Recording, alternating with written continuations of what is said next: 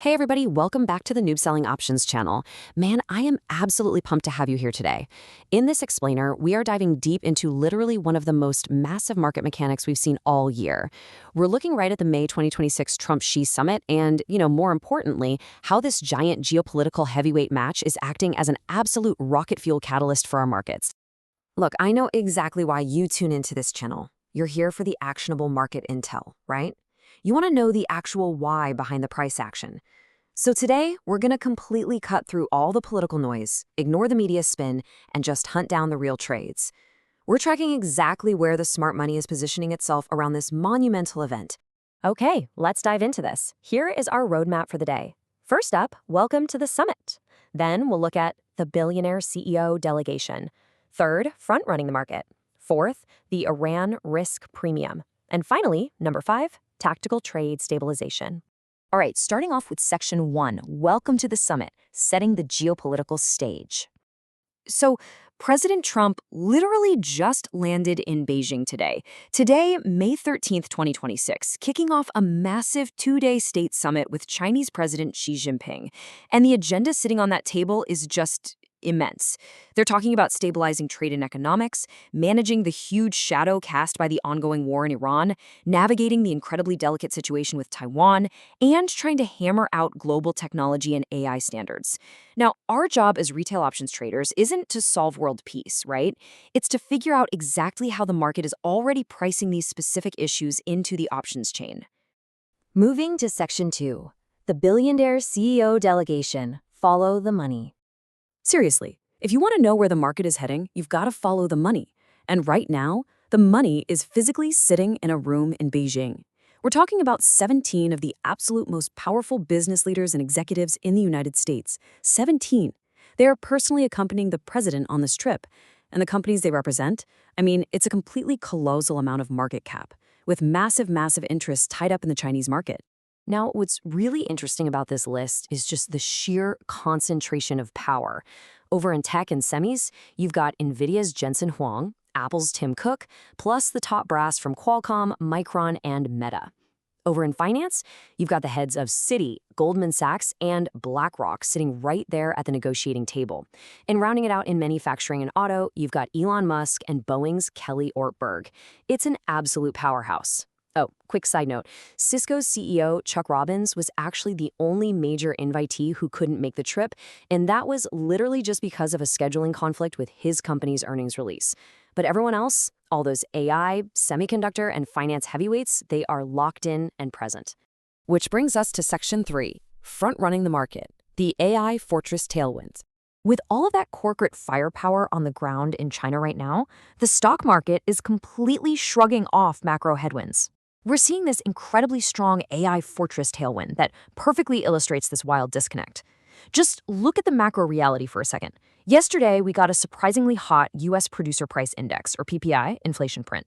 Now, normally, a hot inflation print like this spooks the market. It drives treasury yields way up, which actually is exactly what we saw happen with yields. But check out the market reaction. The Nasdaq is still outperforming. The tech sector is completely ignoring this negative macro data. Why?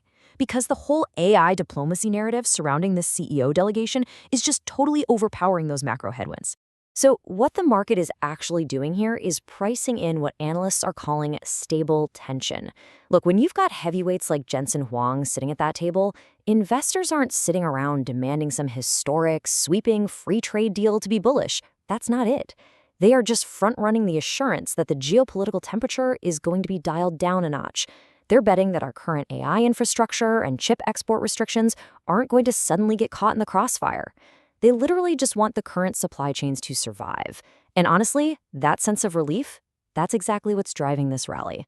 All right, moving on to section 4, the Iran risk premium, the shadow over the summit. Because, it's not all sunshine and AI tailwinds out there. We have to pivot to the major underlying vulnerability that every single options trader needs to be aware of and hedging against right now. And that's the ongoing US-Iran war.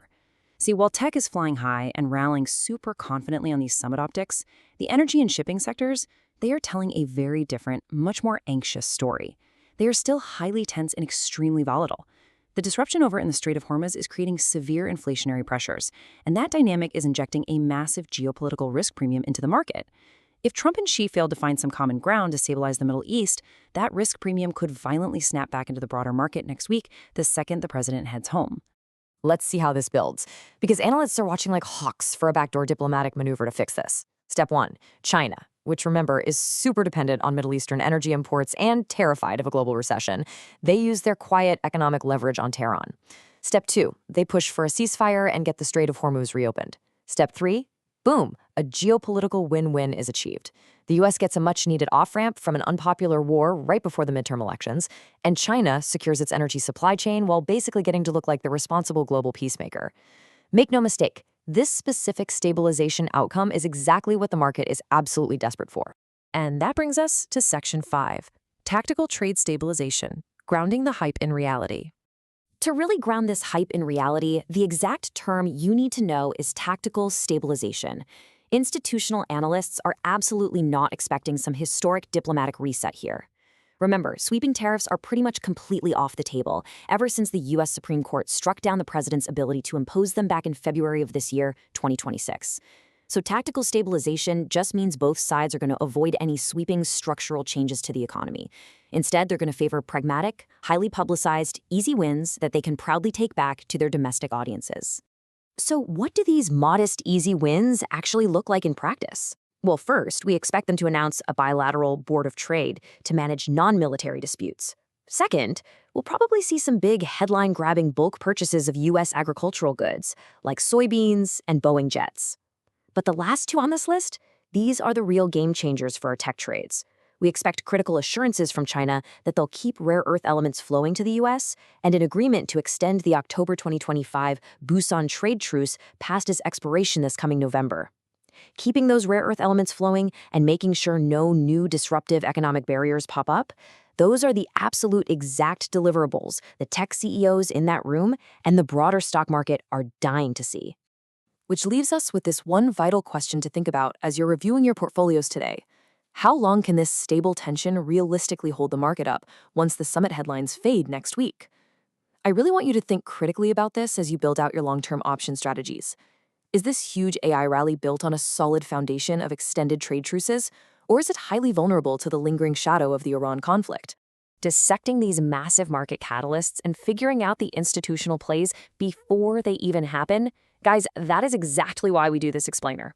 If this breakdown brought some real value to your trading strategies today, please take a quick second to like and subscribe to the Noob Selling Options channel. Hit that notification bell so you are quite literally always ahead of the curve. So I'll leave you with this. When the summit ends and the diplomats finally fly home, is your portfolio going to be ready for the fallout? Trade smart, stay hedged, and I'll catch you in the next explainer.